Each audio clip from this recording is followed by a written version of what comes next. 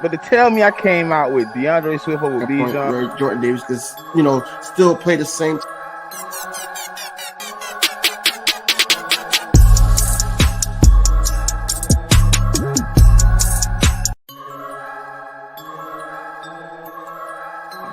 But to tell me I came out with DeAndre Swift over Point Bijan. where Jordan Davis just, still play the same.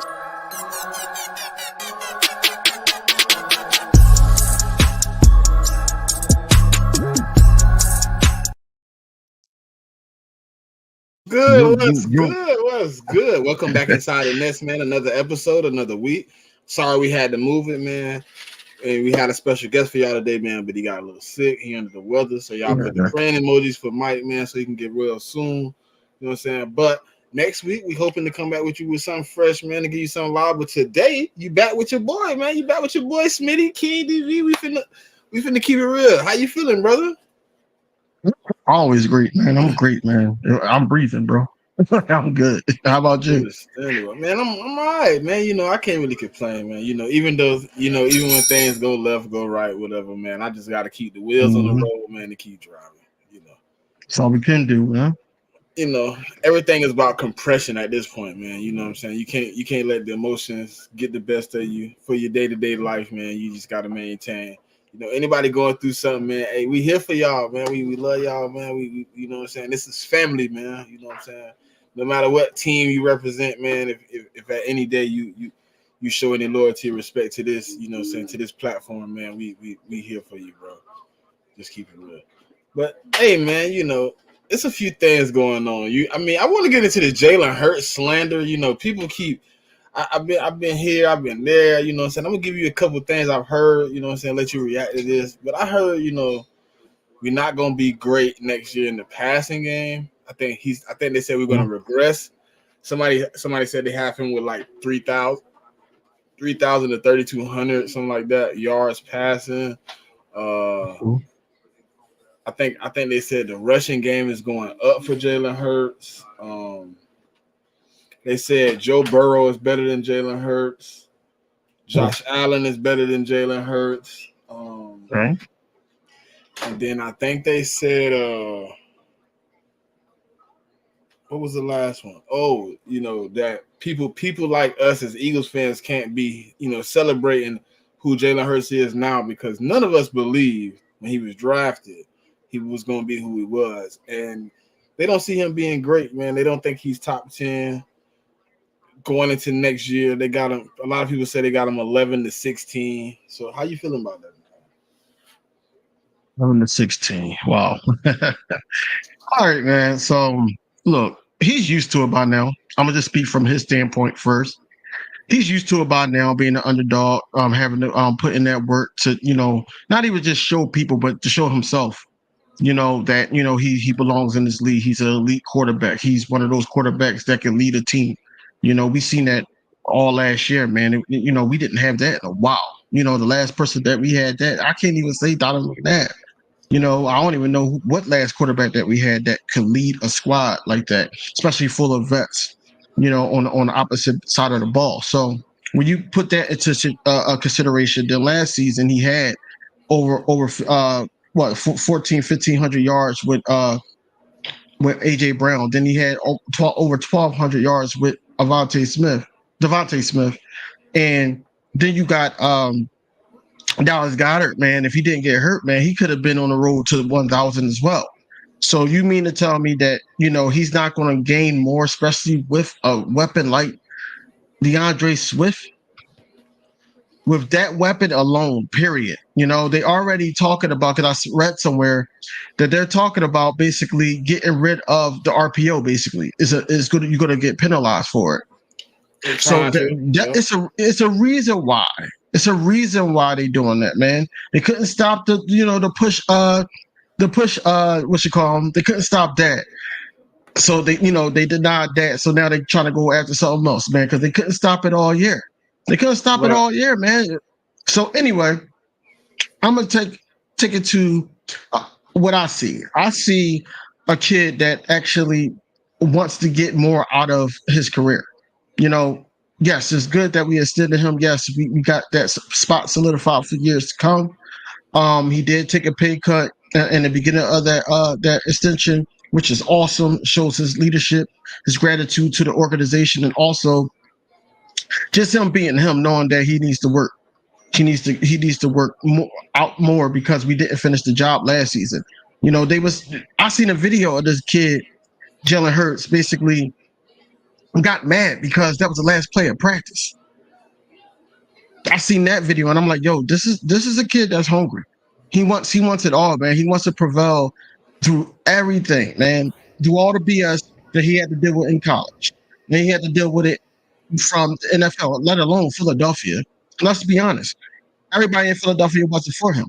According to LB, shout out to LB, it was just him and Jalen Hurts' mom that was a fan of Jalen Hurts. I'm on record on videos saying that, we need to give this kid a whole year. This is supposed to be a contract year for him.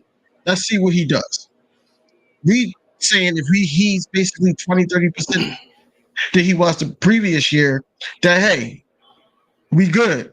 He was way better than what he was last season.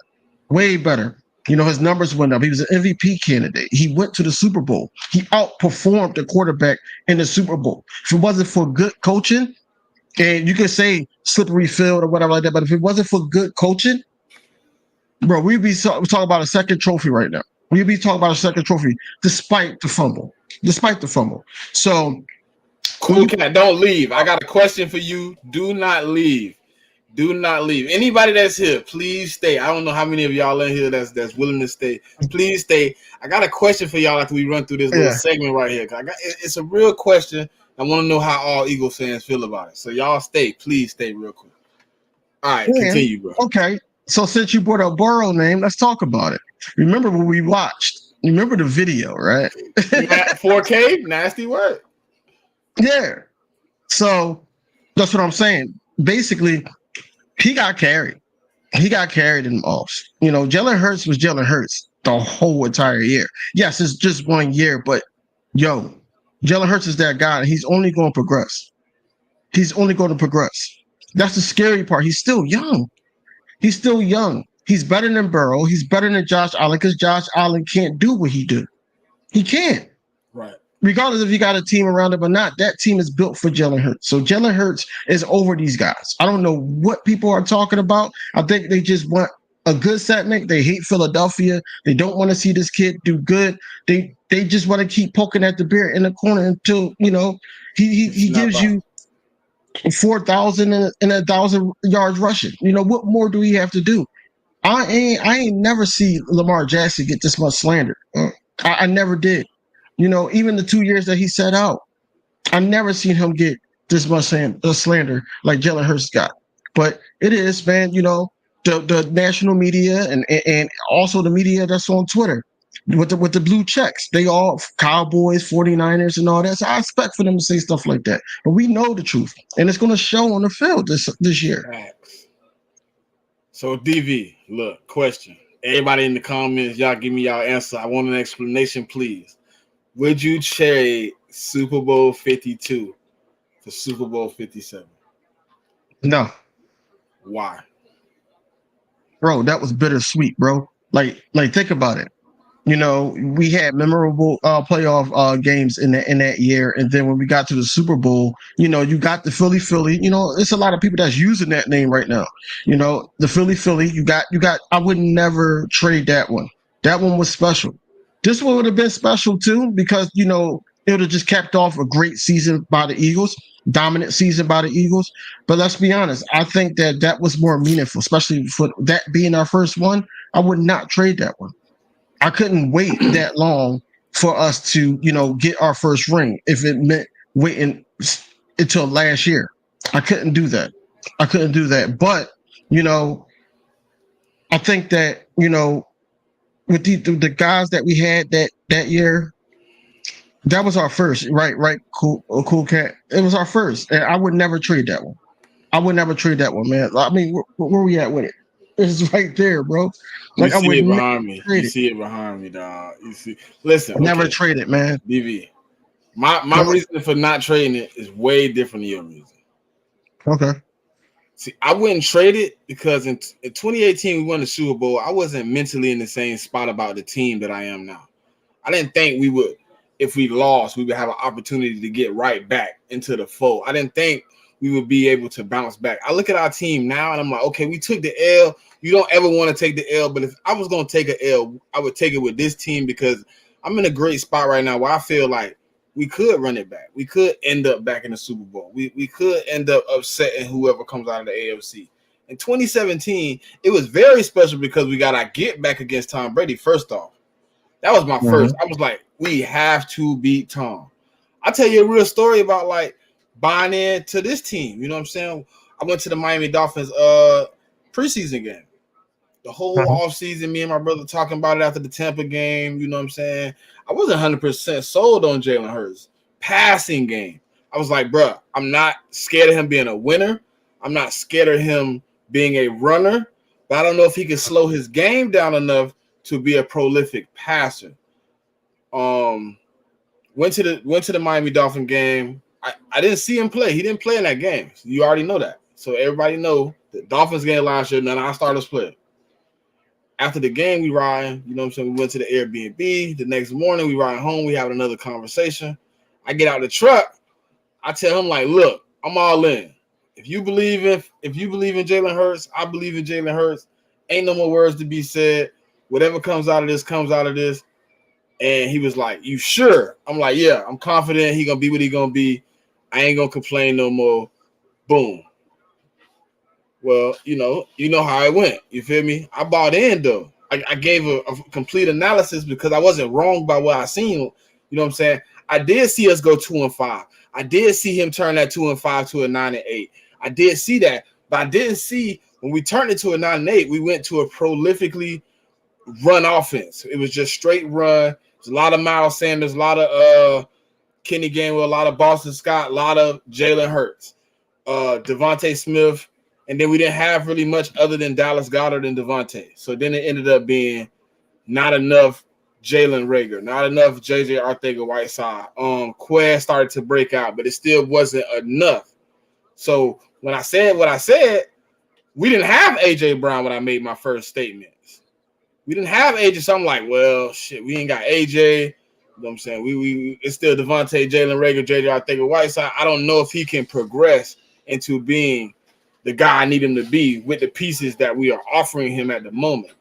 Because as a fan base, we have to sit back and stop judging people on if they're good or bad. What is their situation at the team and the organization that they are with? You know why we can kill Dak Prescott? You know why we can kill people like that? Because guess what? He's in a situation where the organization has put things around him to make him successful, and he still has not succeeded.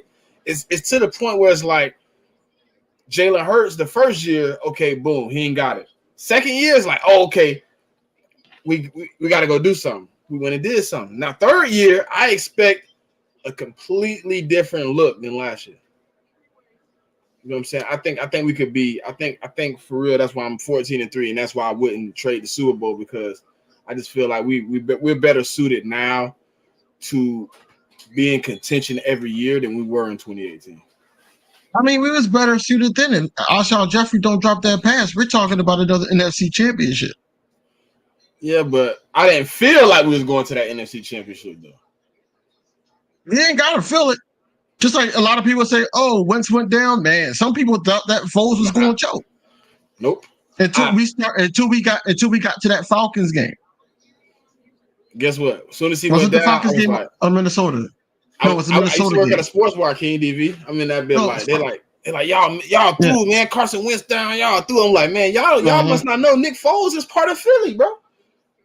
If anybody I trust right now to step up, it's them. Boom. Right. And when he stepped up, everybody like, oh man, y'all got lucky. I'm like, it's not luck. He played quarterback. He played what he was supposed. He did what he was supposed to do. That's what he's supposed to do. That's my son. Jay, I see you look over. What you doing, bro? Okay, but yeah, and that's crazy though, because I think it's a situation. Hey, stop sending on the thing. But yeah, I think we're in a great spot, man. Like it's a fun situation to be in. You know what I'm saying? Because we do got to do it like Jalen Hurts, man. It's also one of those situations where when you look back on it, you like, dang, I hated the pick. I didn't really hate the pick. I thought we got to Taysom Hill, to be honest. I was like, oh, Taysom Hill just got signed to like 100 and something million that year. Oh, we just drafted Taysom Hill. We finna do all the things the Saints do with Taysom Hill with us, with a better quarterback. So I'm like, oh, okay, we good. But see, that's the funny thing about the NFL, because that year Taysom Hill played well, and it was like, all right, well, as the Eagles looked at it, they was like, all right, we got Carson Wentz, who's not Drew Brees at the time, but he was close. And then, okay, we can run him like Taysom Hill, and we can run Jalen Hurts like Taysom Hill. That wasn't his game. Like, his game was beyond that. So fast forward, shout out to Jalen Hurts, because yes, you did have a rookie head coach, a rookie offensive coordinator, but at the same time, you went into year 2 knowing that, okay, I got to step my game up. I got to do this. A lot of people said that Shane Steichen put him into those situations. No, Jalen Hurts had to step it up and prove, like, hey, I belong here. Period. Y'all going to win with me, or y'all going to win without me? But I'm going to show y'all everything I got. Even this year, man, he came off of that injury, and then he got the surgery. Right after surgery, he was right back on the field with the young guys that just got drafted. He stayed working. He's very committed, and that's what we need in the city. That's what we need in the city, man. Everybody else like letting us damn down. At least we could have his damn Eagles, especially with Jalen Hurts under center, to actually just ball out. For the fact that he's still getting slander, it's beyond me. It's beyond me, man. The guy got better every single year, man. He did this since college, man. And you're going against the guy because he's wearing green, or he's getting compared to your quarterback. That's why you hate him. That's why. But this is a quarterback that's just coming from the Super Bowl, win or loss. He made it to the Super Bowl. He got an NFC championship under his belt. He got an NFC title under his belt. NFC East, I mean, title under, and an NFC. He got all these accolades under his belt in 1 year. What makes you think that it's not just going to get better, especially because we keep adding little things around him? And it's like, okay, watch this. Now, if they do take the RPO, then, it's not going to be too many rushing unless they start doing design runs for him, which I doubt. I don't think they're going to do as many as they did last season. But, we got running backs for that. We got running backs for that, and we got an O-line that can protect our running game. Listen, but if you pay attention to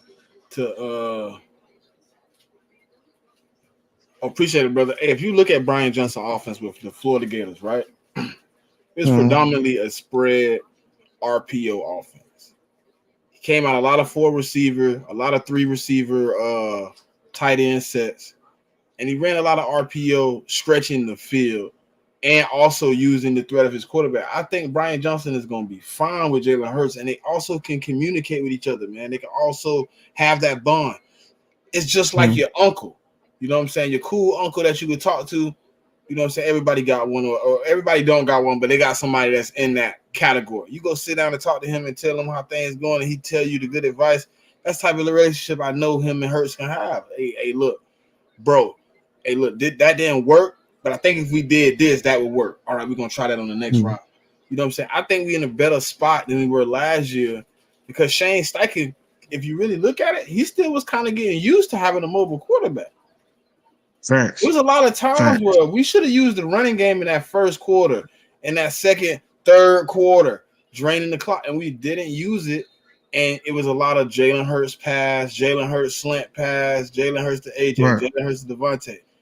I think he still was getting used to having a mobile quarterback, man. I think we're gonna be all right. I don't know if if it's a good idea to bring some of the offense back, but I think it's a lot of pieces of our old offense, you know what I'm saying, that's missing. That screen game that we run the Goddard a lot now. We didn't run that last year a lot to anybody. We ran a lot to Devontae Smith. Yeah, right. That's what I was about to say. We gave it to Devontae Smith, but like I said, we didn't have any running back screen passes for first downs all year. And Devontae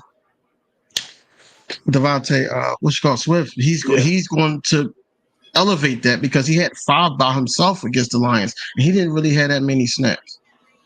DV, think about this, right? You remember how we was talking about the variations of the quarterback sneak, right?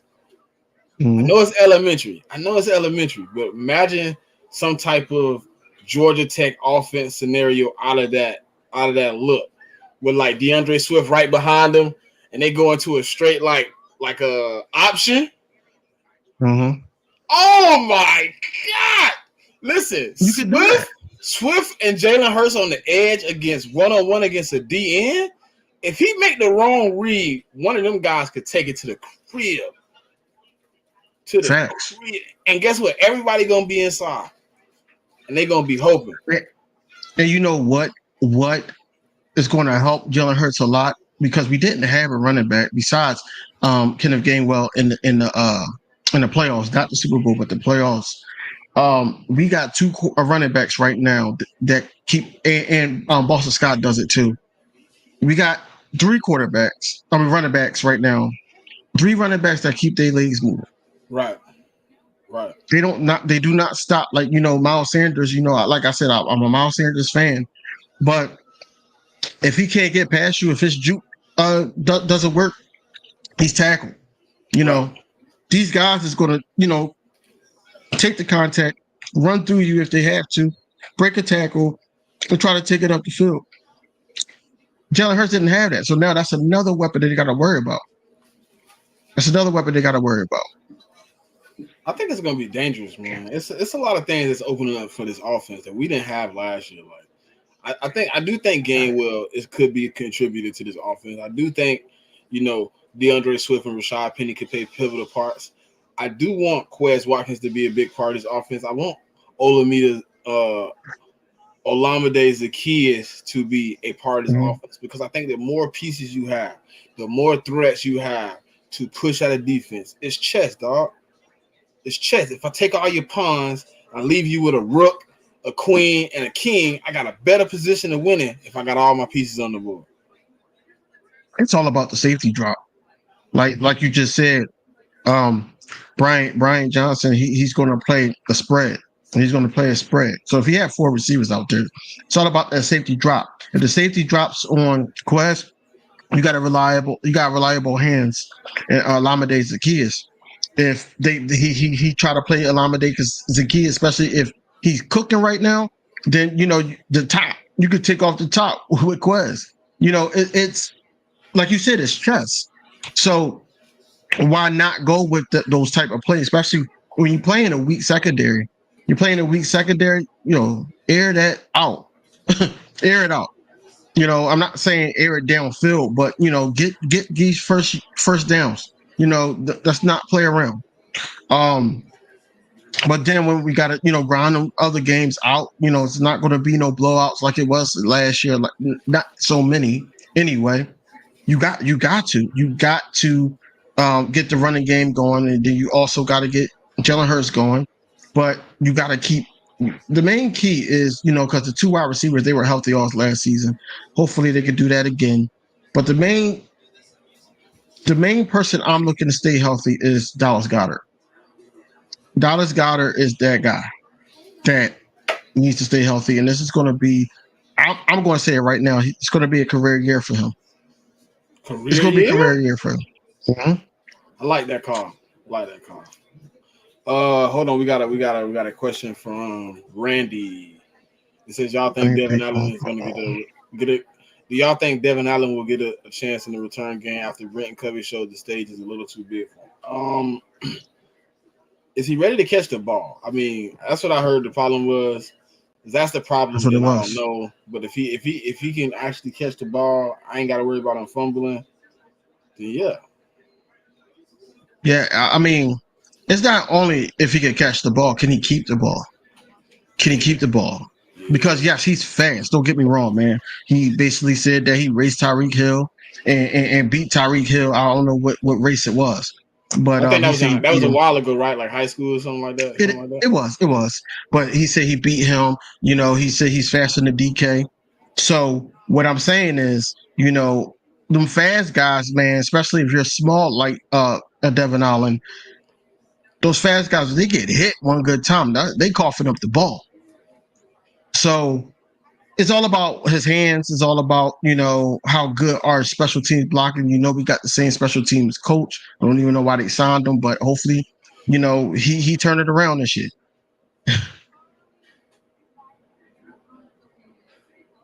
Yeah, I think we will. I think we will get an opportunity to see what he got to bring to the table, man. Because that could be if he really could turn it into something like that could be something deadly. Like if we get our special teams back, kick return pretty much dead. Mm-hmm. If you're not getting to the 40 yard line now with a kick return, you might as well fair catch it. Everything comes to the 25. So there's no point in even taking a risk if you don't got to. But the punt return game is where it's gonna be at. And we got beat on the punt return game. Like that's serious. Like people don't want to talk about it, but we got beat in the punt return game. If we could have the same ability to change the field like they did in that game, it's a totally different game. You give Jalen Hurts an extra opportunity, you give him easier opportunities. We can capitalize off that. Right. And on the opposite side, you stop them from getting to the damn goal line. On special teams. You know, he ran it all the way down to the goal line. It was easy for them. Right. Like we didn't make it easier on our quarterback. We did not make it easier on our offensive coordinator or nothing because we couldn't stop our defense, I should say, at that point, because we couldn't stop this one player from getting to the goal. Like that shouldn't happen. And I'm hoping that this guy turns it around. And I'm hoping that I told special you, team coach should.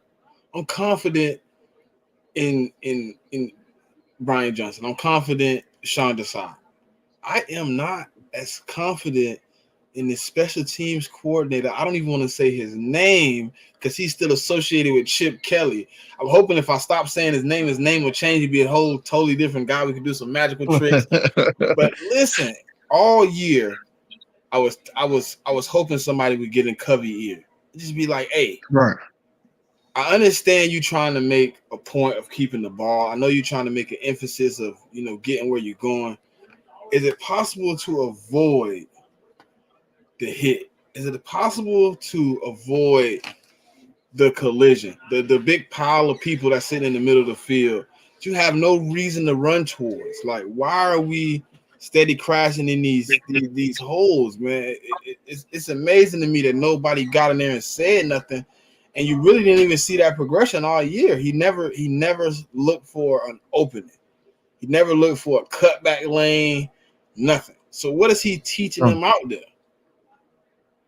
Facts. And you gotta use his weapon, which is speed, to help the team, not to sit up there and hinder his greatness on the field. So I'm just dying to see what happens, man. Like I said, I'm going to the open practice, and I'm gonna see what's going on. I know that they was talking about Boston Scott possibly being a punt returner, which I wouldn't be mad at that at all. He's he could be Darius Sproles 2.0. So I just hope that works out. I just hope that it works out for our sake, because we can't be number one or the top 3 defense, top 3 offense, but our run game is suspect and our special teams is suspect. We can't have that. I'm a little bit Especially more upside on the run game. This year. I'm a little bit more on the upside on the run game. Still not good on the. I'm still not 100% on the punt return, kick return situation. And Nicholas Morrow, if they keep saying what they're saying about him, I guess I can't be confident in him either, because they're saying he's real good in the pass right now, but he's struggling to help us in the run. I don't want my linebacker to struggle. I want him to be a 50-50 guy. I understand you can't be the best at both. Let me get it right so y'all don't jump on my head. I know you can't be the best at both, but if you're going to be predominantly a pass guy, I need you to at least be 30% run guy. I don't need you to 100% struggle where N'Kobe Dean, who's also small in stature, is now, condensing his game to help you. Like I need you to be able to stand in there and contribute to the team just as much. If not, I need Howie Roseman to go out here and get me a linebacker that can come in and help N'Kobe Dean progress if that's not going to be what Nicholas Morrow allows him to do. Because if he has to do too much on the field, he's not going to be able to progress his game because he's not going to be able to lock in on what he's really good at. Focus on that. I need somebody to come in that's going to be able to contribute next to him and be the yin to his yang. Yeah, Nicholas Morrow is not really good at on a run. We both know that. I know the organization knows that, and I hope they keep a keen eye on it, man. We 19 days away from training camp. So I'm hoping that they really look into this, man. We got money to spend. There's guys out there that we could actually pick up that can help with the run. Or we can actually trade for it, man. I still am not. I'm not so that we're going to give up trying to get Patrick Queen. I'm not, trying to give up on that hope yet. But yeah, Nicholas Burrow got to really show me something in training camp, because if I don't feel it, and South Philly doesn't feel it, or the tri-state area, I should say, because we all be at the stadium. Look, something got to give, and you're just going to be a rotational player. That's basically what it's going to be. N'Kobe Dean earned his spot. He earned that green dot. So what I'm saying is, okay, N'Kobe Dean is going to be, the guy, and Nicholas Morrow cannot sit up there and stop him and have him just clean up his mess. You know what I'm saying? Right. So I got a question for you, man. I got a question for you. So they, they came out with the situation about the field, and how do you feel about them blaming the players for the conditions in the Super Bowl? I mean, I know we spoke on it before. Let's speak on it for the last time, so we can move on from this. Mm-hmm. And we're gonna get back to you, D. Shift. We're gonna get back to you, D. Shift. We'll get back to you. They gotta blame it on somebody. They gotta blame it on somebody, and then also, they basically saying they wore the wrong cleats. People were changing cleats, doing all that. It didn't matter. It didn't matter, man. The Super Bowl is what it is, man. I'm over and done with the excuses and all that. Everybody's 0-0. Everybody's 0-0. Even the champs, they're 0-0. So I don't even care about that anymore. I swear, in the time that I watched the Super Bowl and everything like that, I never seen the Super Bowl talk like, what went wrong go on this long. Besides what was it, the Fleet Geek? Besides something like that, I haven't seen it this long. So, it's time to move on from it, man. Eagles are going to take it one game at a time like they did last season, but they're going to keep their eyes on the prize. That's what they're going to do. They're going to keep their eyes on the prize, and, know they got unfinished business. That's why Jason Kelsey came back.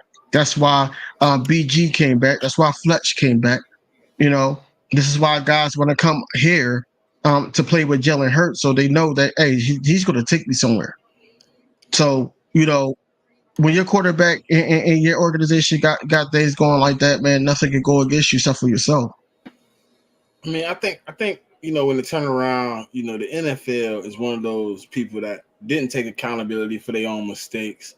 I mean, you made a mistake. Let's just come out and say, look, it was overly saturated. We made a mistake. We can't fix it now. We can't go back. Cool, whatever. Cool. Wipe your hands. But to blame the players is like low down. Like, how you gonna tell somebody that the regular cleats that I wore all season, I played on multiple different fields, right? Didn't work. But today, I need new cleats. The cleats I wore all year that work, they don't work today. They, I don't understand it. I don't get it. I never will. But D Shift, I understand the I don't have, I'm gonna ask you a question, DV, right after I answer this. You know what I'm saying? I think the depth behind them is very slim. I'm kind of scared a little bit. I don't really trust Sean Bradley. Davion Taylor, I'm kind of at the, on the brink of the edge with him. Christian Ellis, I really don't know what he brings. Patrick Johnson, I don't know what he brings. Like, it's a lot of unanswered and untapped potential in this linebacker room that really scares me. And I just hope we can somehow figure out a way to make it work. You know what I'm saying? Just because it scared me don't mean I'm not confident that we can go out there and make it work if we got the right pieces and the right coaching and, everybody can stand on their own 10. But yeah, the depth behind them is bad. And I don't know if bruh got somebody he believe in, but I don't think there's nobody behind those two that I really can lock in and say confidently, if one of them go down, he step in, we in a good spot. No. It's not really nobody because a lot of people got hyped because Christian Ellis had a great OTAs, but OTAs is like playing flag football almost. It's not contact. They're not really going 100. They're going to probably like 60 to try to work their way through the OTAs and everything like that, and then training camp is where it starts. Let's see where he is there. My whole thing is that we need to strengthen up that linebacker core because of not, like you said, N'Kobe Dean coming out of college, he had a pectoral injury. What if something tweaked that again? Now he's out a couple weeks or so. What if Nicholas Morrow can't make it because he got an ankle injury or something happens? Sean Bradley, we know what we're getting with these guys that's backing them up now. Not so much Christian Ellis because it seems like that he wants it more out of those group of guys. But we need to see more in training camp. You can't just sit up there, say we got Christian Ellis and all that. You got to see more. But I will feel comfortable, me personally, if we went out and got a run-stopping linebacker. We need that. I know they was trying Nolan Smith as old linebacker or so forth, but I would feel comfortable if we had a run-stopping linebacker. All right, non-Eagles related. I gotta take it here. Everybody talking about it. How do you feel about this Keke Palmer situation, man?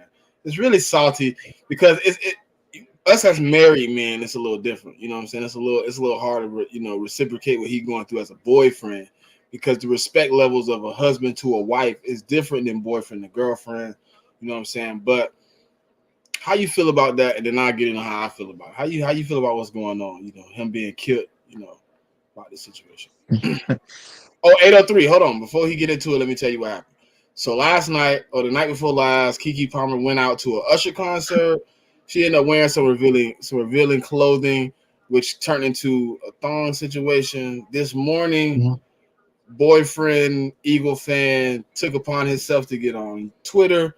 He posted whatever he said, felt however he felt about it when he posted it, made a big, array about the situation. And now the world is bashing both sides of the situation. That's pretty much it. DV, how do you feel? For people that don't know who Darius Dalton is, Darius Dalton used to be a sports commentator here on YouTube. He used to mainly talk to Eagles, so shout out to him.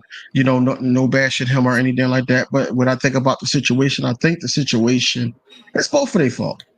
I think it's both of their fault. I really believe that number one, Keke Palmer should know better. Should know better. Yes. They're not married. He is just the father of their kids, a stay-at-home dad. A lot of people have been bashing him about that as well. Didn't put a ring on Keke Palmer. She went there. She on video seeing it, and they were saying, why did he wait, until, you seen her go out the house with that on. It wasn't about what she had on. It really wasn't. It's about what she was doing while she had that on, and when he seen the video, that's what made him go to social media or Twitter to do that. Now, where he was wrong is going on social media and Twitter to do this. He needs to address that at home, keep that private, because at the end of the day, you always going to be wrong, man. You know how many people love Keke Palmer? You know how many people love that, but it bothers me because, I have a daughter and, you on record saying an R&B singer, harassed you, Trey Songz, and then you go out here like this now. Is this a confidence boost or something for her? I don't know what it is. Love Keke Palmer as an actress, but at the same time, it's like they both was in the wrong. And, I don't know how they're going to mend that. I don't know if they can mend it. The only thing that I can see happen is him coming out with a public apology and moving forward from it. But besides that, I don't know how they can mend it. So I've heard a lot of arguments today. It's been going back and forth. Yeah, man, it's a sticky situation, right? Because I've heard both sides of the argument. I've heard she's wrong. I heard he's wrong, right? And I look at it in the sense of communication in a relationship is key. So if he came to you and he seen you in that, and he didn't communicate that he thought it wasn't appropriate for you to wear it outside the house, to take it to Twitter later on and to speak on it is detrimental to your, you know what I'm saying, to you and your girl, because she was in front of you. You had the opportunity there to whatever you had to say about what she had on, say it, because obviously she left the same house as you because she left her kid and you at the crib together. Now, the second part is you have to show a little bit more confidence to stand to her face to face.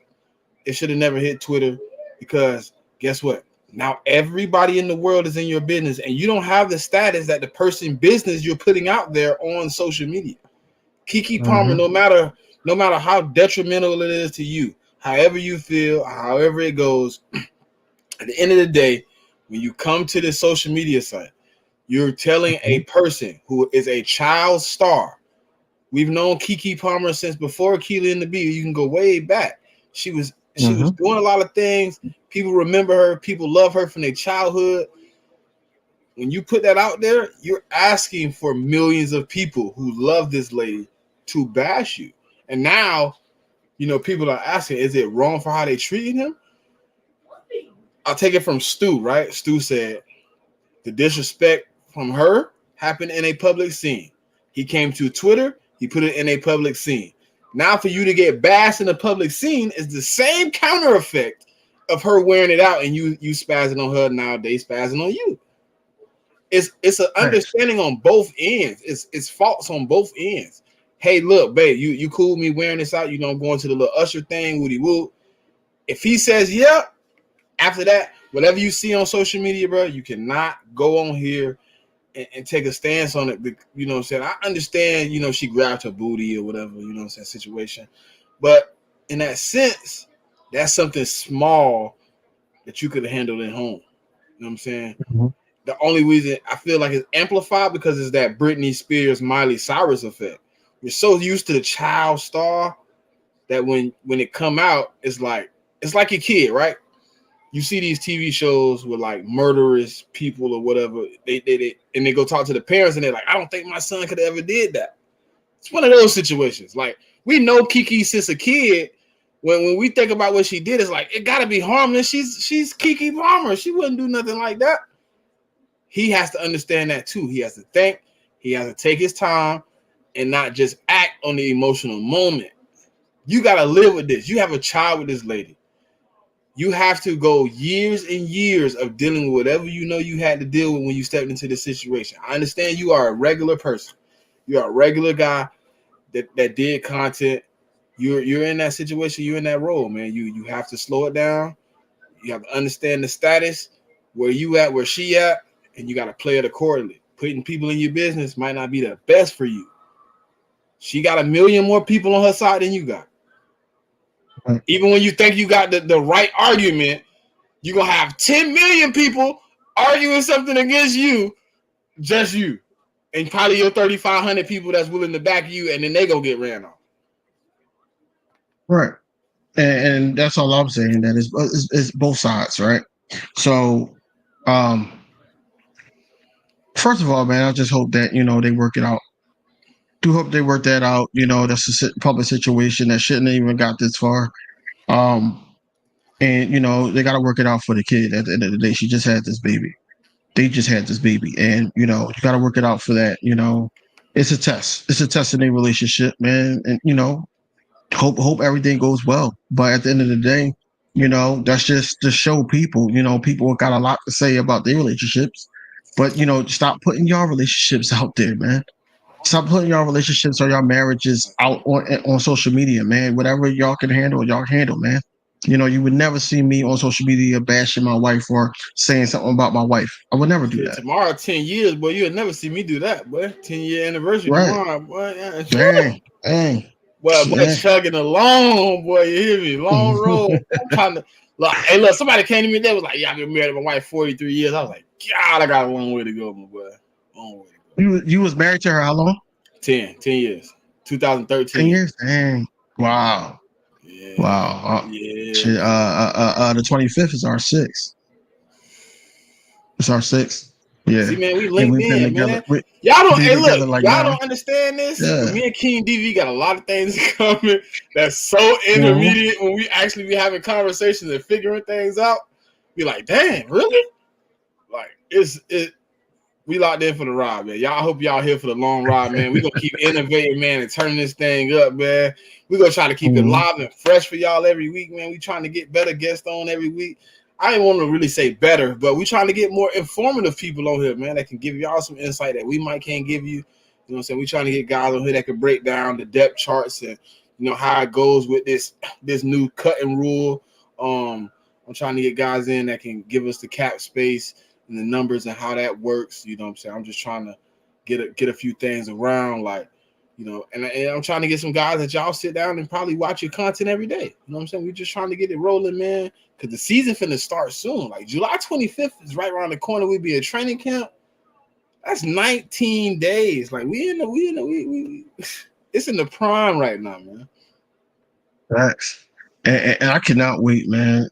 Man, I had so much bad stuff going on with this damn Sixers. Supposed to be sitting up there getting my. I'm holding it because Mitch want me to put it on his channel, but I might be putting out a live, man, just or a premiere, I should say, just talking about it because I can't hold it no more. We're not. Listen, we get Dame, we're done because Dame wants to go to the Heat. His people came out. He don't got the feet though. He don't got the feet to stand on to do it, bro. He came out. Well, his whoever speaks for him. I understand. He has the power to say anything out of his mouth, DV. That's what I'm saying. He has the power to say anything out of his mouth. His contract doesn't have a no trade clause. The ownership is in a situation where they're trying to get young talent back. They don't want 2 more guards, which Miami is offering them 2 more guards. They just drafted 2 guards. They just drafted 1-7 and they just drafted 1-10. You think they want another guard? Right. So we got Maxey, who's a guard. He's not on the table. Y'all they trying to go to Tobias. He's not on the table. So then Tobias Harris. He just said that he wasn't trading even. He wasn't trading him. Nah, that's bull. I think he on the table. All right. What else could? Okay, so you tell me. Hey, look, I know this is Eagles football, man. Just give me a minute. I gotta pivot real quick. I gotta talk about a little basketball real quick. You tell me what Morey can have to do right now, other than Dame Lillard. I don't see anything else on the table. Can't get Dame Lillard. You're not gonna keep. You finna keep Harden with all that money? No, you don't have to keep him either. Overall, I think that it needs to be a 4-team trade for everybody to be happy. 4-team. I heard it's 3 right now, but I heard it's a 4th team willing to jump in. So you got Miami, Sixers, the Blazers, and the Clippers. Those 4 teams have to trade. Who you want out the trade? We could end up. I'm just being realistic. I'm not being like to the point where who I want. I'm being realistic. I'm gonna see if you wild. We're gonna end up with Kyle Lowry. No. We're gonna end up. Listen, we're gonna end up with Kyle Lowry. Too much cap. You can't compensate the cap for him. Yes, you can. I'm about to tell you. I didn't get nobody else. Listen, Kyle Lowry from the Clippers. We're gonna get Nolan Powell. We're gonna get Marcus Morris. You're gonna have 2 guys coming back home to Philly. And then we're going to get 1 more player. I don't know who that player is yet. No, listen. Dame is going to go to Miami. No, but listen. Dame is going to go to Miami. Portland's going to take Kyle because they want somebody that can come in and teach them young point guards. That's not going to happen. They're going to take. They got the most cap. Everybody, when they let Dame go, they're not starting 100% from scratch. You got to think about an organization, bro. They're going to bring in somebody older. They're going to bring in a vet like Kyle, who only got 1 year left on his deal, just to get these boys a little. Even if it's just to rotate the bench, like how Golden State just brought in CP3. They couldn't get motion on the bench. They get Kyle getting bored out. Nah, he got bored out. Because they don't want him. They got these young guards, man. They gotta, They want somebody look to at what the mentor them, Kings though. You did. gotta have some. That's why they want Dame. To be honest with you, they want Dame to mentor these boys for the next 3 years under his contract. No, I'm with Dame. I'm with Dame, but I'm not with Dame at the same time. I think Dame is a sucker, honestly, because he's on You should record have never signed that deal.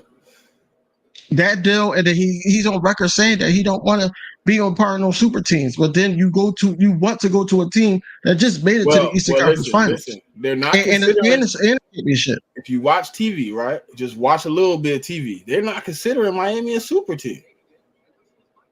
They really not, bro. They're saying like, well, not now because they lost everybody. No, they're saying like after Jimmy Butler, like they really home built. They're like it's not really a super team. Like they saying the only reason they consider Golden State a super team is because they brought in KD.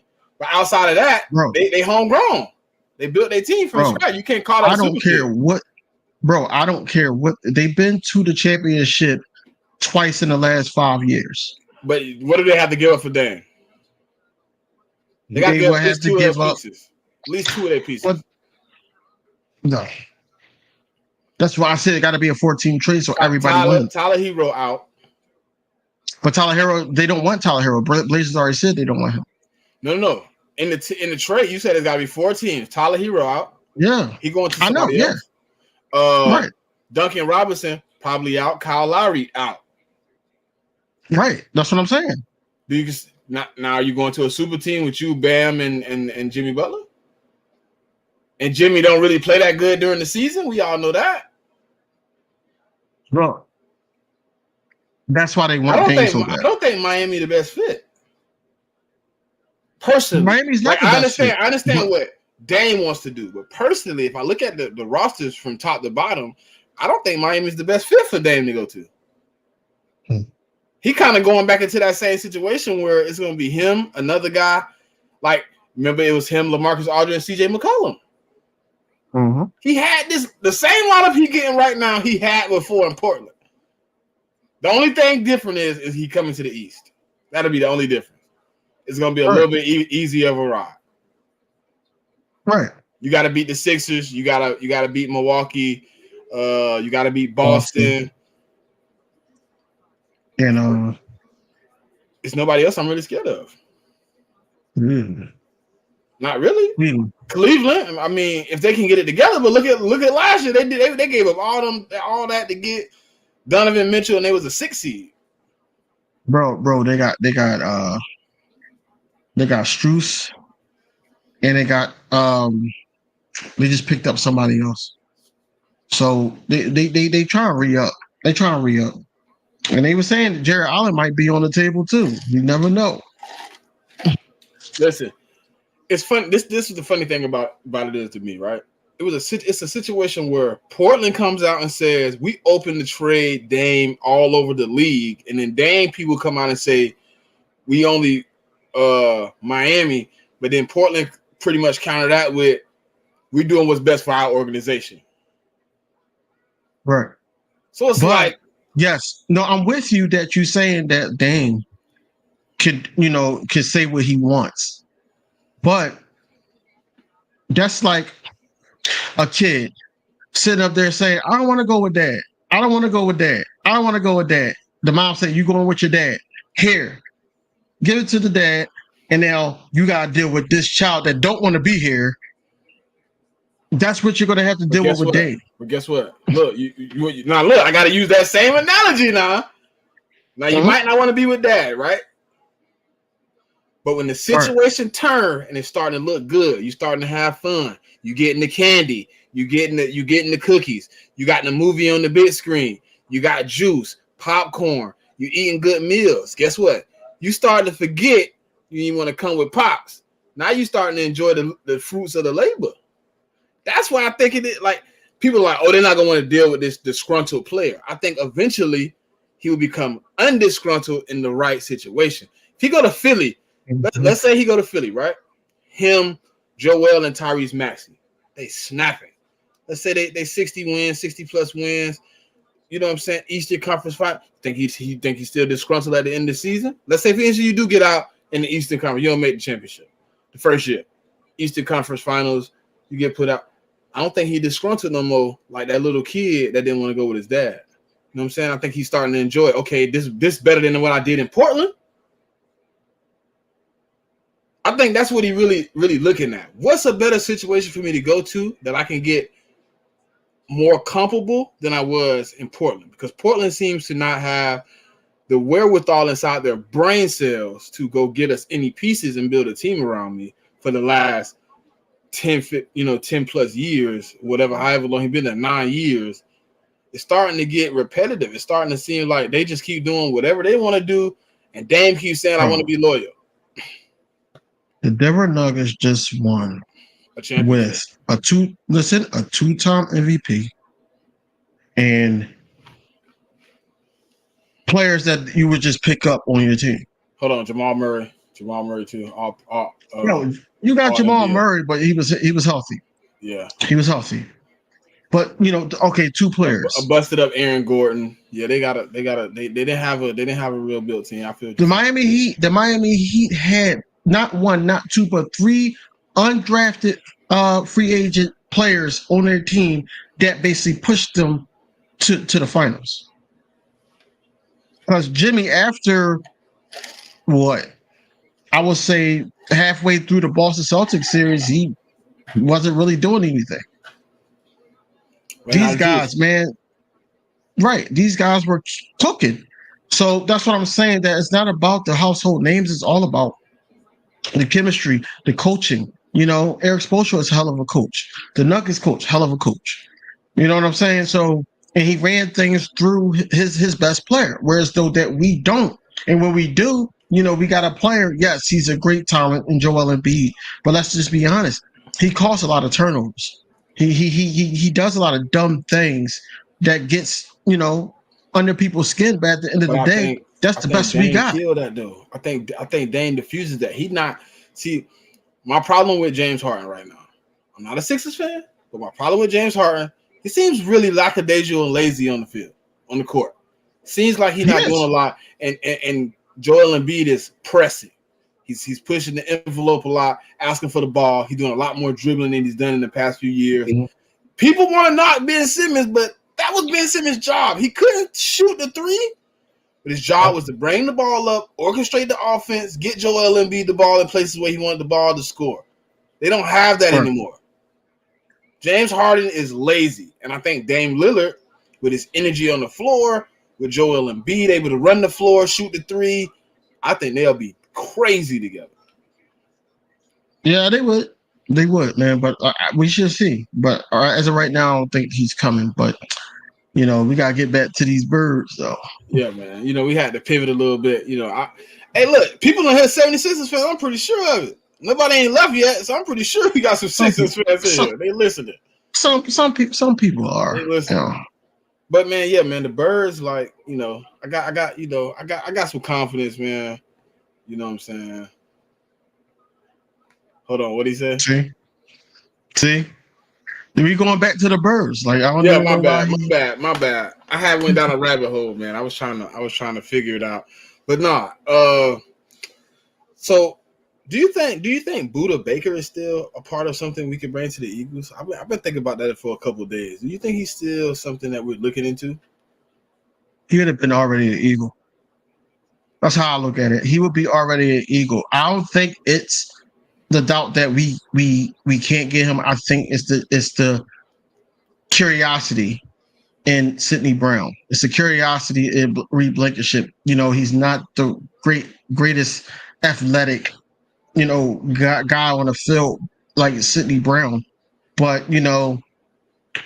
almost by default, Terrell Edmonds, they're going to put him on the field just for comfortability reasons. Not saying he's the best player, but that safety between Reed Blankenship, who played majority of the season last season, and Sidney Brown, who can he's hungry. You got to see what you got before you even jump. And then you got to. I can see the Eagles, especially knowing Howie Roseman. He's going to go after a safety before he goes after a linebacker because they don't really, put into the linebacker position like that. And it's sad to say, but it's true.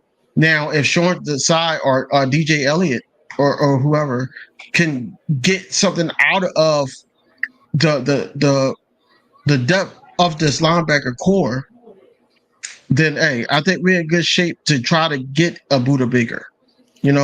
But I don't think that we're actually looking right now. I think we're going to wait until you're probably not going to really hear nothing until August. Okay, I agree, but I disagree. I don't think he would be an Eagle right now. Only reason why, I think it's one of those situations where Howie wants to see what we have before he goes and overcompensates for something that's already good. If you notice last year, he could have got Sue and Linval probably beginning the regular season. He could have got them early. He didn't. He waited. He evaluated what we have, and then he started to make a little bit more of an assessment and getting into what we got going on. So I think what he's going to wait and see is how the first 2 weeks of training camp work out. Is Sidney Brown good enough? Is Ed Reed Blankenship good enough? Is Terrell Edmonds good enough? Because I was listening to, I've been in these Twitter spaces, I've been listening. A lot of the Steelers fans are still high on Terrell Edmonds. A lot of them are high on Sidney Brown. A lot of them wanted Sidney Brown to replace Terrell Edmonds in the draft. Like, so I'm looking at the situation and I'm thinking, okay, if we can get a situation where, you know what I'm saying, we can wait and see, and it works out, and we don't have to make the move. But if it doesn't work out, we can go grab a Buda Baker. We can go grab a Patrick Queen. I think all these guys, I think Buda a little bit more expensive. I think Patrick Queen, fourth, fifth round pick type deal. Then we can make it happen. You know what I'm saying? Hold on, we got a question from Miss Ash, who don't ask many questions. So let's, you know what I'm saying? And y'all break down this kick return rule and how it affects special teams play. Okay, the special team rule for kickoffs now. Any kick, fair catch inside of the 25-yard line will be brought to the 25-yard line. So you don't even have to catch it inside the end zone. As long as you fair catch the kickoff returns, only kickoff return inside of the 25-yard line, that will be brought out to the 25. So it's basically the college rule for the last 10 years that they brought into the NFL. So now, bro, they really killing the game. They said it was to make it safer. Let's be real. Looking at a stat the other day, KingDv. In an NFL game in the last 5 years since they changed the rule, there's only an average of 3 kick returns per game. Before that, it was 10. So, like, you already took it down to 3. You finna take it to 0. Because what's better than, you look at the field, it don't look like I'm getting to the 30. Fair catch, 25. Yeah, it's more like a lazy tactic, almost. And it's honestly kind of putting more pressure on the defense, if anything.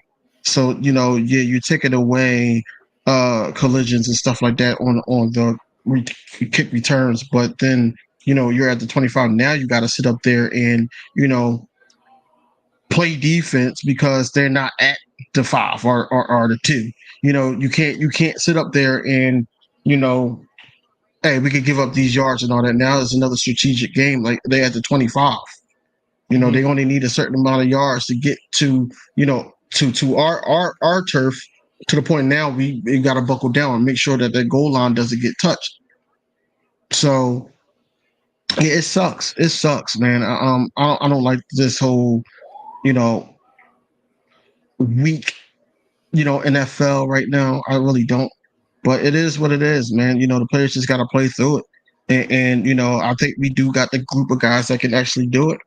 On our end, when it comes to like a Britton Covey or a Boston Scott or something like that, I think that they got good hands to just always call fair catch. And we're at the 25. Yes, it can work in our advantage too, but it sucks because now we don't really get to really see, what we got in the return game. Because I think that's where we're going to be at, especially if our special teams are not blocking the way that we want them to block, to open up, gaps for these guys to go through, to the point where, hey, we at the 40, their 40-yard line, or we at the goal line or something like that. No, we don't have guys like that. So it's a win for teams, but it's a loss for teams because it hurts the defense. And us being top 3 in defense, it does hurt. does hurt. Yeah, I think they, they're making the game obsolete. It's gonna really kill a lot of the momentum plays. You know what I'm saying? But I don't know how. Okay, so how do you feel about this new? I guess I don't know if they officially changed the handoff rule or not, but I read about it. So it says it goes against old handoff rules as it's illegal to hand the ball forward to another player unless it is behind the line of scrimmage. The NFL tweaked the law to make such an action even more illegal. Now a forward handoff is illegal if it is to an ineligible player or beyond the line of scrimmage. The player must be aligned or behind the ball carrier.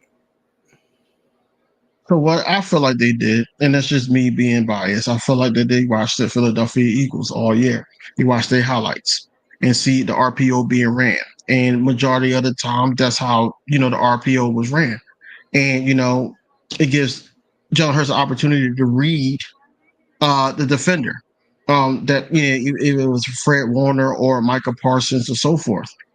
I feel like that, they're trying to make it tough. They all, like I said earlier, that quarterback sneak when we're pushing, that was already declined. So we can still do that. Now they try to hit us another way. We shouldn't be winning like this. We shouldn't be. It's always Philly versus everybody, man. And this is how I feel. And I don't care. This is why I'm happy to be a Philadelphia Eagles, Sixers, Phillies, whatever fan. Because at the end of the day, they're going to try to stop us from winning. They tried to do that in 2017 and it didn't work. It didn't work. They lit a fire under us, messing with the Rocky statue. Now, come back to this year, coming up, y'all basically going at the quarterback, basically saying that he's not elite. Basically saying that we lost both of our coordinators because y'all don't know too much about Brian Johnson, except for the collegiate coaching, whatever he did in the collegiate. Then you also got Sean Desai that really just was a defensive coordinator for like a year or so. So you don't really know what you're getting out of these guys and how they're going to make everybody gel together. They're missing the point that we brought in Matt Patricia. They're missing the point that we got Temple's, who was great at Temple. We got DJ Elliott. We got guys around that's going to, and then, on offense, we still got Stoutland. We signed him to an extension. Like, we don't just have these young guys just coming in like, oh, we don't know what we're doing. I really believe that we're going to be perfectly fine. But national media looks at it that we're not going to win a division, especially. Oh yeah, that's a question for you. How confident are you that the Eagles will be the first team since 2005, I believe, to go back to back in the division champs? 1-10 type deal, or you want an explanation with it, or what you want? How you want this? 1-10, I'm like 9-ish, 8.5, 9-ish. That we go back. We win the division this year. Well, why is that? I feel like we better suited than any team in our division. I feel like we signed the offensive coordinator, defensive coordinator situation isn't going to be as hard as people make it seem. If y'all think other than Sean Desai, everything else was moved in house. So these guys are already they're used to these people. They already accommodated. They already, building with each other. They've already been in contact last year through the the ups and downs of last year's season. I think Sean Desai coming in and being really a Vic Fangio disciple, really being there. I think him being that Vic Fangio is cover 2. People don't know what Vic Fangio is. A lot of cover 2, cover 2. But he went to work with Pete Carroll. You know what that brings? A lot of cover 3. You can combine cover 2, cover 3. I was watching a lot of Sean Desai in Chicago. He was making a lot of those things look a little different. I think last year, Jonathan Gannon wasn't the greatest defensive coordinator. And moving forward, I just think we're in a better situation than the Commanders, who right now they're in don't know mode. They don't know who their quarterback is. You know what I'm saying? They don't really know the identity of their offense. They really don't, they really don't have the confidence. A lot of them are like, I heard a lot of them like, well, we scored 17 points last year. If we can score 22 points this year, we're in a good spot. I'm like, okay, but if you scored 22 last year, the Cowboys was 28. We were 28.8. So it's like in a situation where you might need a lot more points. The Giants, right. I'm not 100% sure they even bring back a lot of their team. Saquon Barkley, I think he in a situation where he might not play. And if you really look at their offense, it's predicated on him being on the field. They were only good last year because Saquon Barkley played 17 games. A lot of those games in the first half of the season, those first 8-9 games, he was really the catalyst in the fourth quarter, pulling them out of games with his run game, which you don't see a lot. And then the Cowboys, yeah, y'all made a couple moves with Brandon Cooks and Stephon Gilmore, but I don't think that moved the needle for me a lot. I don't think that moved the needle because you still have to compete with a quarterback that y'all don't want to hold accountable, but everybody else in the world sees is a problem sometimes. Yes, he is a decent quarterback. Yes, he can get the job done from time to time. But right now, as of lately, and this is of what have you done for me lately, Lee, you led the league. You tied for the league interception, and you missed 5 games. Like, you brought in Brandon Cooks. Does he really bring the offense to a whole nother level than what Amari Cooper did for y'all 2 years ago? You brought in Stephon Gilmore, but is he really so much better than when Trayvon Diggs had 11 interceptions 2 years ago? Like, it seems like all the teams inside of the division are figuring out big pieces. And I think, the reason I feel we can repeat is because we've been in that situation when we were winning back-to-back divisions where we weren't 100% sure about every position, but the main positions you weren't worried about. I gotta say, I'm at a 10. I'm at a 10 with winning the division, man. What's going on, Philly Mike? Hope you feel better, man. But y'all pray for my boy, man. He get better soon. We'll be back here next week, man. He gonna be coming in, man. I got some good things to ask him too, man. So y'all can get a perspective from Philly Mike, man. So y'all pray for my boy. He down in the weather right now, but he gonna be all right, man. Yeah. I'm at a 10 though. Like I said, we better than all the teams in the division. I feel like our hardest team is Dallas, and I think I'm not like Lawrence. I'm not like him. I'm not like Dexter Lawrence. I'm not like him. It's a big gap between us, and that's only because our mentality, where we're at, and mentality wise, is different. It's very different, and we play at the link first. We're gonna beat that game. We're gonna win that game. I'm going to that game, by the way. But yeah, we're gonna win that game. It's just gonna be a lot of things that we're gonna have that they can't stop. They just can't stop it. And then on top of that, we added more weapons. Dallas Goedert could be there and not injured. Our O-line is our O-line. I'm dying to see who we actually going to put at right guard for the season. And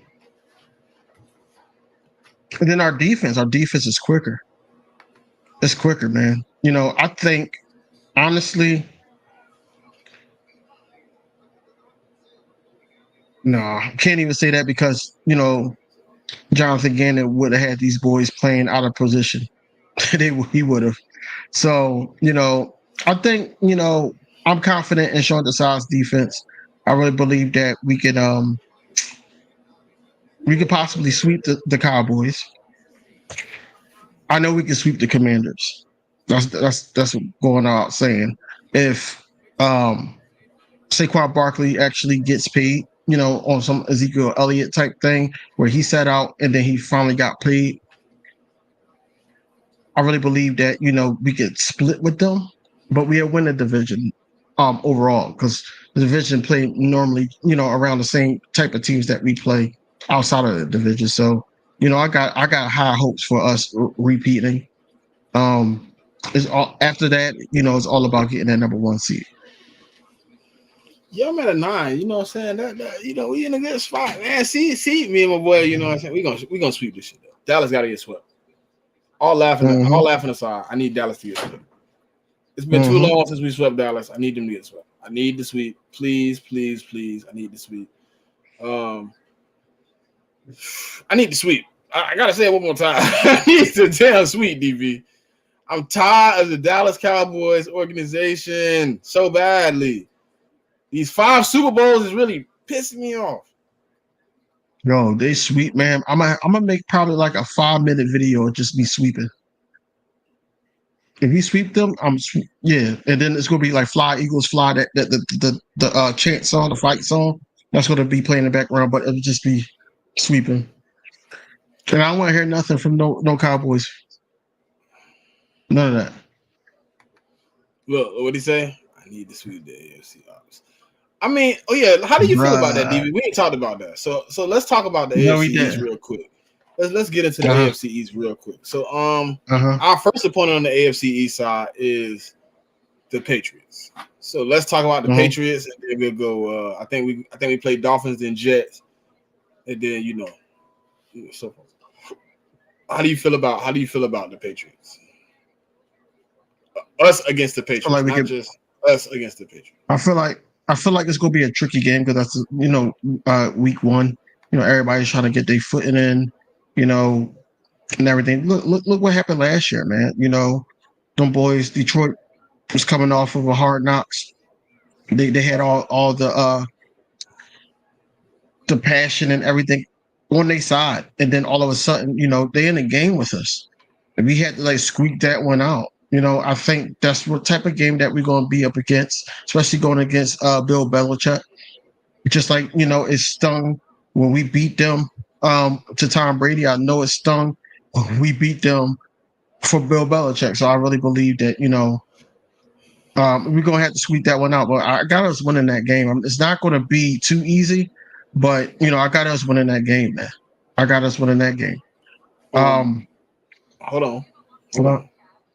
I got us stomping them out all over Foxborough because the difference between Detroit and the Patriots is talent. They are lacking talent. They don't name me one of their receivers. What I'm gonna say. I'm gonna say TikTok boy. Come on now. Is that moving the needle for you right now? Mac Jones and TikTok. I understand, but I'm listen. not saying that. Last year we played hard. Detroit played hard because they had a team. Let's not get it wrong. They had the most games within one score last year. I want to say it was like 11 or 12 games where they was one score games. Bro, listen to me. You are at a Lakers game. Kobe Bryant is still alive. He's still playing for the Lakers. Mm-hmm. No, he's not playing for the Lakers. He retired. Mm-hmm. And it's his ceremony. And they had this team without LeBron. Oh, they spanked. They spanked. AD ain't pulling it off. No, they spanked. Really? They so they're not playing hard? They're not playing hard over the whole ceremony. Yes, they're gonna fight. But that's what I'm saying about the Patriots. Because they got Tom Brady. They got Tom Brady getting his jersey hung and all that. Understandable. They got all that going for them. Understand. I really believe that they're gonna play hard off of it. I just don't think they're gonna give us the Detroit game. Okay. I think it's gonna be. They're gonna give us. I think it's gonna be. I'm not saying they're gonna give us. Go ahead. Halftime is gonna be. Let's say halftime. I'm gonna go 17-10. In the game, I'm going 35-13. 35-13. Nope. I got a 28-17, bro. 35-13. And the only reason I got us like that is because I think this year we're gonna change it up. Well, we ain't gonna be so stagnant in the second half because our offense last year in the second half was bottom tier. But everybody's getting their foot in there, man. The coaches, the players, everybody, the new guys, the rooks. Thank you, Everybody's 803. They out here talking crazy ass like we sweet. Like it's cookies over here, like it's honey buns and slices of cake, and they don't know we finna get it out the mud. No, I know that we could beat the Patriots, don't doubt. But I'm just saying that first game is tricky. That's all I'm saying. It is because you know what? The problem with that first game is we don't play like we used to in the preseason. So a lot of the players that are getting in, they haven't seen action other than those team versus team type situations. They haven't been on the field. So a lot of that, you're right. That first game against the Patriots is tricky because if you really want to be honest, for the starters, that's really their first preseason game. And that's what I'm saying. I'm not saying that we're going to lose the game. I'm just saying that it's going to be closer than what people think. You probably got to give you a hard time, DV. I don't think we're going to. I just didn't think. I don't want it to be close. I don't want it to be close. I don't either. Nobody wants it to be close. But then again, like I said, they're home. You know, I need to get off to the hottest start that we can get off to. I need to be hot. And even though Detroit, the next team after Detroit, after the Patriots is the Dolphins. Now, depending on what safety they attack, that could cause issues. But I got us pulling that out because Tua's not going to be able to do anything with us, especially that pass rush. He's not going to be able to do nothing with us. I think this game is personal, DV. For who? Jalen. He might not come out and say it because Jalen is not the guy to say it. But listen to the. I know he said he listens, so we know he listens to the chatter. What was the chatter all year? Yeah. What's been the chatter all year? Oh, he got benched. All this. That's gonna be in the back of his head. Like last time I played with this month, and I was the starter. He got me put on the bench. I don't know if it's going to be that personal, but I think it's going to be personal. Like, no, it's going to be a little chip. It's going to be a little chip, but it's not going to be. It's not going to be as big as because Jalen Hurts is that even kill type of guy. You know what I'm saying? So he ain't going to boost it up. But it's going to be in the back of his head that he need that win. All right, 35. Nah, damn. Damn, he got us. Then we play the Jets. That Jets defense is something. It's something. And if we don't got it rolling by then hey, that could be a tougher game than I expect. But I expect for us to have it rolling. I expect for us to have it rolling early, and we beat the Jets by 2 scores. 2 scores. I got us by 2 scores too. I got us winning that game by. I think I got us winning by 13. Then we take it down to Buffalo. Up to Buffalo. I got us winning this game. I got us losing. You got us losing. Not to Buffalo. Because the reason I got us losing, I got us winning to Kansas City and then coming into Buffalo and kind of close game though. I got it 35. No, I got it 35-38. Super Bowl score. Stu, I know the Jets O-line is, they got weakness, or they are weak. But what I'm saying is the defense, they only was missing that quarterback. If he's healthy, then he's going to give us issues. And he won his lick back from what happened last season. So we got to play like, oh, this is Aaron Rodgers. We got to play, to beat him, basically. That's what our young guys got to do. Young guys, the Jordan Davises, the Jalen Carters, the Nolan Smiths, the Kobe Dean. If Sidney Brown in there, Sidney Brown. But I got us losing to Kansas City, and I got us beating Buffalo. So is that a sweep? Yeah, for me it's a sweep. For you it's 3-1. 3-1. It's really like I don't know. It's it's still July. But right now, I got us sweeping it. I think these teams that we could beat, like a lot of people saying that it's a hard schedule and all that. I don't see it being that hard, man, because we know what we got in these guys. It's all about the coaches putting this thing together. That's why I didn't really want to focus too much going back and forth with the Cowboys. It's fun and all. It's entertaining, but let's just be serious, man. We got content out here that we can't. We gotta sit up there and think like, hey, these coaches got to put it together. Jalen Hurts got to get these guys right on board, and whoever the leaders are in the secondary or the front seven, they got to be there all the time. You can't take a play off, because if not, then hey, it's going to be a long season. We had veteran guys before, but then we were relying somewhat on the younger guys besides the cornerbacks. Let's just be honest. Terrell Edmonds is a vet, but how much do we really know about him with the Sean Desai defense? Terrell Edmonds and Nicholas Burrow both said that they signed here because of Sean Desai. Now, do you think that that's a good thing to hear, yes, or do you think that they will be probably the same as they were in their respective teams a year prior? I think a dude like Terrell Edmonds evaluates the situation. He's not a new guy. He's not on his rookie deal. He's a vet, right? So when you start evaluating defenses and how they plan and how they orchestrate, and when you become a free agent at this point in your career, you're looking for the best fit for you to come out and be as successful as possible.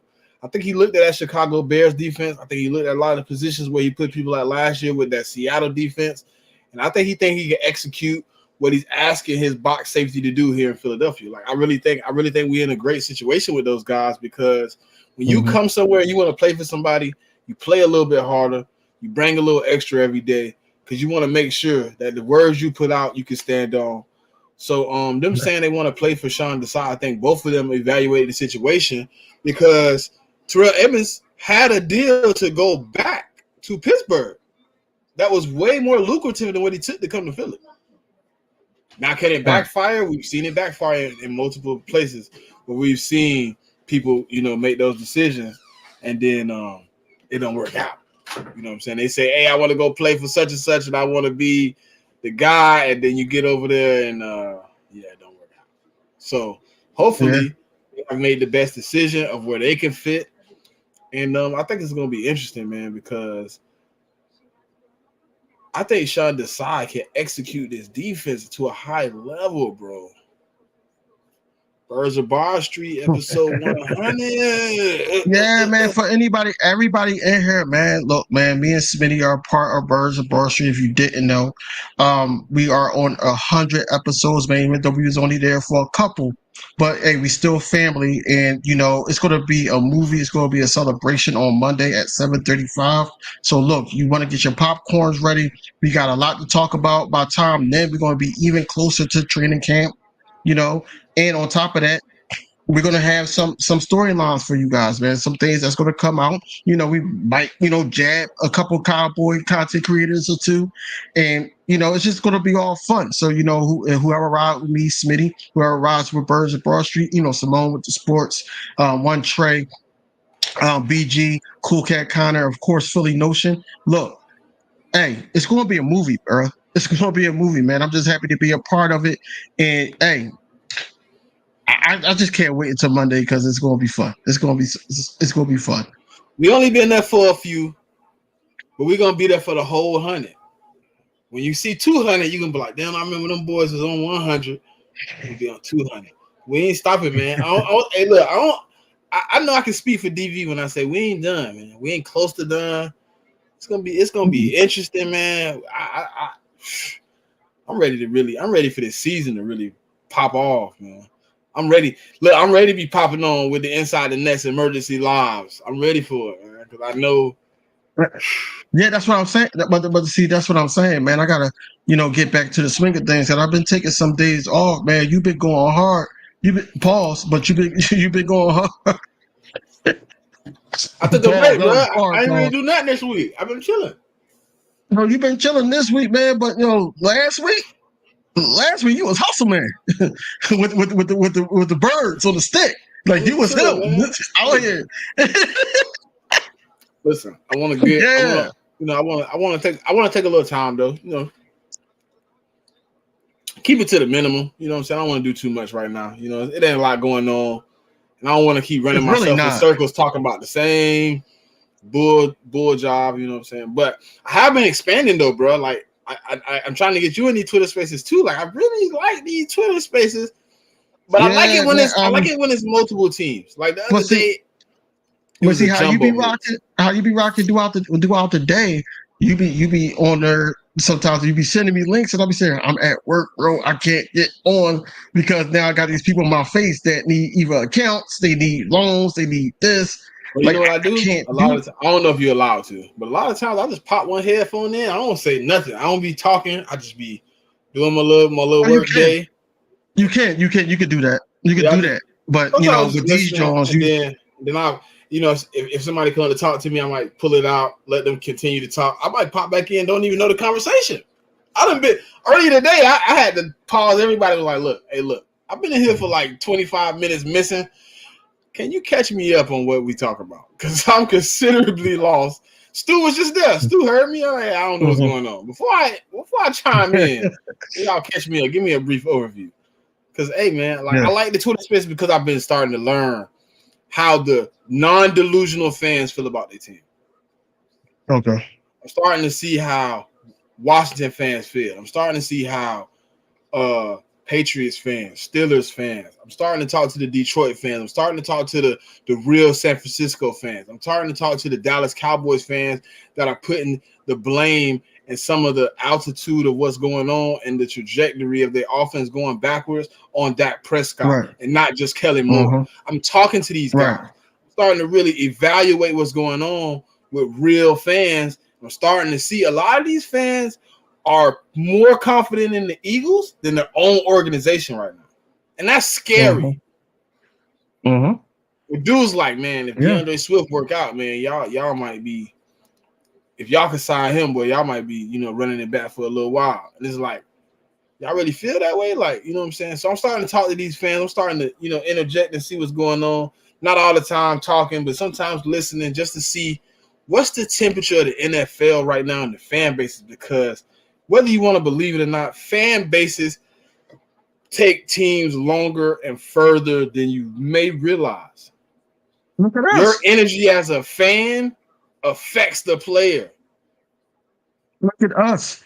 We sit up there, we be in the stadium, and when we're playing poor, we boo. We boo. They hear what we say on these radio stations and hear YouTube and things like that. They hear things. They see what we tweet on Twitter, and everything. And hey, we got to make a change. How could we do something better? Even Howie Roseman said, hey, I had to get out my own way and start listening to people outside of me to get this thing right. And look what he did, man. He had, a couple of the best all seasons that he ever had in his career. So, yeah, they listened to us. So, man, we get into the hour and 30-minute mark, man. You know what I'm saying? We don't want to wrap it up and leave y'all here too long, but we got things to do. So, DV, tell them what you got coming, man, what they can catch. If you got anything coming, because right now, I'm going to tell the truth to the fans. I'm working on probably like 2 videos right now. Maybe give both of them to y'all in the next few days. But really, I'm chilling. I just gave y'all 6 videos in 3 days. 6 lives. Yeah, that's crazy. 6 lives. I gave you like maybe 30 hours worth of content in 3 days. Right. Hey, I'm chilling. Right. I'm taking the next 2 weeks real slow. So I got about 2 videos myself for the Eagles. I'm all about the birds and the progression of each. Then I'm gonna just try to break down each position up into training camp. So the next couple of days, I'm gonna have a couple videos out for the safeties and then also the linebackers because that's the 2 more questionable positions. And then I'm gonna just go to the running backs and things like that. See, what can we expect from these guys? And put these videos. It's not going to be long videos, but they're going to be videos. But then, if you can see behind me, I am also a Sixers fan. I'm going live on Sunday with Mitch and we're gonna be talking Sixers. If y'all Sixers fans, you can come through.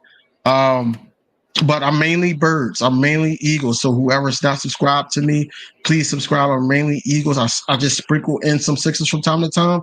You can ding the bell for notifications, man. I know y'all rock with Smitty. Smitty, the new guy on the block, but he's been putting a lot of work. And you know, he's actually telling me stuff like I wasn't even in the spaces like that.